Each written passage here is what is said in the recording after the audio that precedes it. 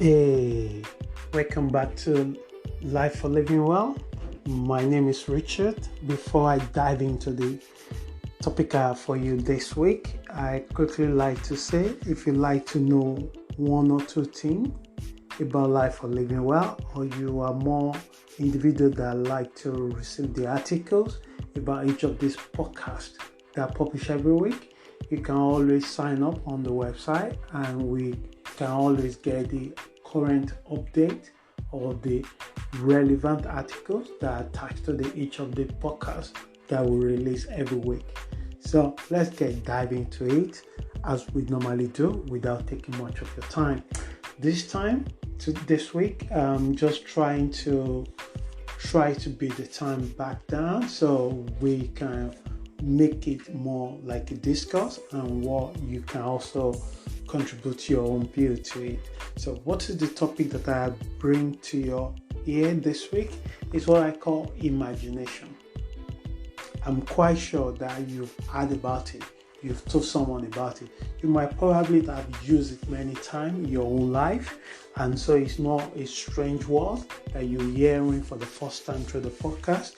And if you're hearing it for the first time and you wanted to know what is it talking about, how does it reflect, or how can I use it to my life, it will do you great if you have the time to listen to the podcast through, which is going to be short and brief, but it's going to try to expatiate it in so many different areas of our life where we can use imagination. So this week, I'm looking into the power of imagination, how the power of imagination can really unlock so many opportunities in our life, can close the door of the past that is still haunting us now, despite the fact that we have our rise above the past.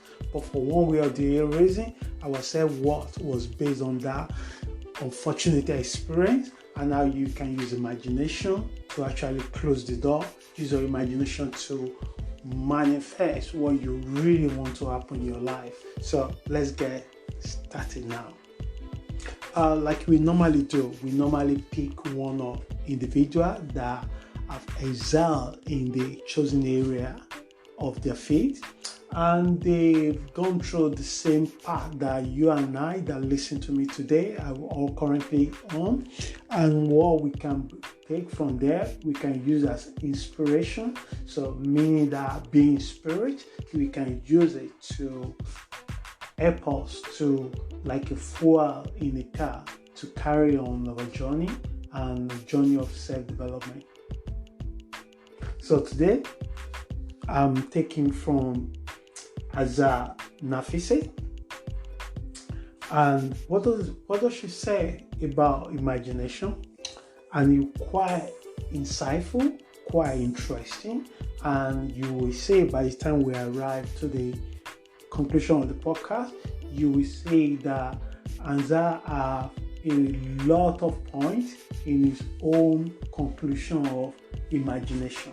So how does she describe imagination? So she put it this way: you need imagination in order to imagine a future that doesn't exist. So nothing, that's why I love metaphysics so much, that it takes you from the realms of waiting until something really happens. You can really see the energy, how it comes together, that everything vibrational on the level of energy. And the higher the energy, the better you have the experience of it.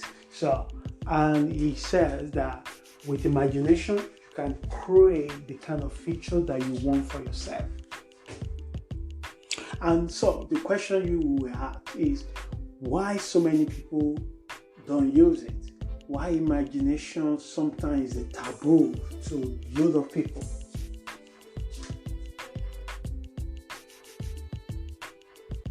So with imagination, it allows us to explore the past and also open the future. How does it allow us to explore the past?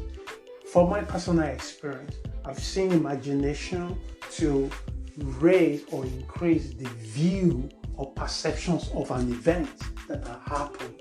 and you can really look into it and say, aha, if I have known this, I've known that, I've known that, I will have make a decision this way, this way, this way. Or what are the opportunities this experience have created in my life? Does it create more free or space for me to fill it with something that I really, really want to do?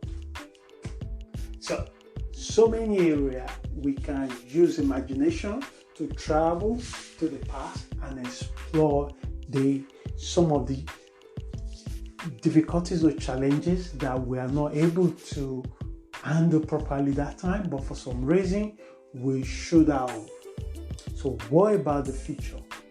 And the only field in all the area fields that do well in predicting the future is the area of technology. All the tech pioneers have predicted 10 years, 20 years ahead of the time what kind of technology, what kind of development we'll be using technology for. And they do everything to make it happen. Bill Gates, at one point, Microsoft as a company itself, do a lot of white paper that one day people will not just communicate through the phone, they will be communicating through the computer. But they have the white paper, they have the research paper, it's on the desk. They have not done anything about it. Guess what? A few years later, a Skype came, and for the first time, people can make a call through the computer to another computer called Skype. So what about the WhatsApp today? What about the Internet of Things today? So you have so many technology that are making so many positive changes in our life. And they also come with a lot of challenges because it's evolving every day. For those who are born before this technology, they will have appreciated or know what I'm talking about now. That there was a time where you need to allow so many months to post a letter and you go to the post office to collect your letter. Or you might need to go to the phone booth and make a phone call so you can speak to a friend or family far away in America or in Africa or in Asia or any part of the world. But today, you can easily talk to anyone in a second. You can easily contact somebody in a second. Someone even get angry if you don't respond in time to their message. Maybe they drop a message on the WhatsApp and they saw that you opened the message and it showed green, or you just show some sign that you opened the message, but for some reason you have not had time to respond back. They get upset with you. They put so many meaning into why you ignore them, because you're minimizing them. You don't respect them as a person. But when you use your imagination to open the future for yourself, you'll be so amazed how much things you can bring to real. Why we don't use imagination in our finances, why we don't use it in our relationship, why we don't use it in our own personal development, is because our memory have so many collections of events in our memory, and the two enemies that are actually killing a lot of us to engage with imagination is fear and doubt. And sometimes hopeless dreamers also give imagination a negative names. But I'm telling you today, as you listen to me, Albert Einstein once said that imagination is better than knowledge. So you can learn knowledge, you can learn how to do things. That thing can be relevant at that time, but it doesn't help you if it is not relevant in 2 years' time. With imagination, you can make things happen. You will take the action that require. Imagine yourself become a lawyer. Maybe you in that position in your life, you are tired of your job, you're tired of a career, and you are lost in the road. But in your head, when you have the quiet time, you can see the picture of yourself that one day you want to be a lawyer, or you want to have your own business or whatever area that you wanted to choose and you want to become one.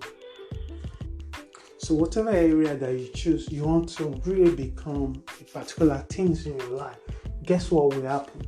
You will have desire, you have drive, you have energy to make it happen. You have energy to make this thing happen. And it does happen. I've seen it happen. And what is the thing that make people use their senses to activate their imagination? And if you are the one just started using imagination as you listen to me, you probably not be able to use all your 5 senses, which is really difficult to imagine through it. Some people do by combining 1 or 2 of these senses. You can use your thinking of what you really want to make happen, and you can create that picture in your head, and then you have the same desire and energy to rise up and do something about it. If it's an area that require you to develop knowledge, trust me, you will do things to acquire that knowledge. If you really imagine yourself to triple your income this year, you not only just rely on your job alone, you're beginning to see other areas where you have the skills and you can extend your services to other areas where you can bring that vision to reality. Imagination. If you ask me, what is the most important skills or tools that I admire in individual, is the power of imagination. Because with that alone, they can really change their life within the period of 1 year to 5 years. How do you put yourself in a position where you can allow imagination to reign? First, create a place for yourself where you can just be alone with your thoughts. Spend time in nature. Be mesmerized with nature. Take time to meditate. If meditation is not yours, go for a bicycle run. A friend of mine said that most time he solved a lot of his problems when he's having a shower. That's the power of imagination. That's the power of, this is not the power of thinking, it's power of relax. Shower make him relax. When he's relaxed, he's easily connected to his subconscious. For me, most of the topics that flow into the podcast or article, it comes when I go for a run in the morning. It just flashes in my mind.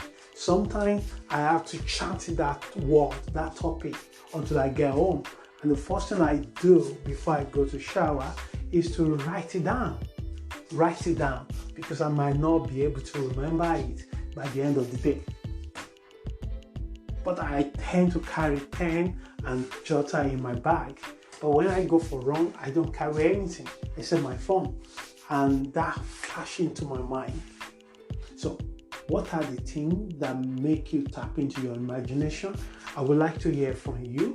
And what are the things that you do to manifest so many great stuff in your life? What are the process that you follow to allow you to close the door with unpleasant experience of the past? I would like to hear about you. This community is about helping and developing each other. And I hope this message this week helps someone. If you'd like to know more about Life for Living Well, we are here to listen to you. We're here to support you. We're here to empower each other. There was a old word that said that iron sharp iron. So drop me a line and I'll guarantee you that as soon as possible, I will get back to you. You can check it out on our website and you can reach me through the contact form on that website at www.lifeforlivingwell.com. Until we meet again next week, have a wonderful week and enjoy it. Please be safe. Ciao.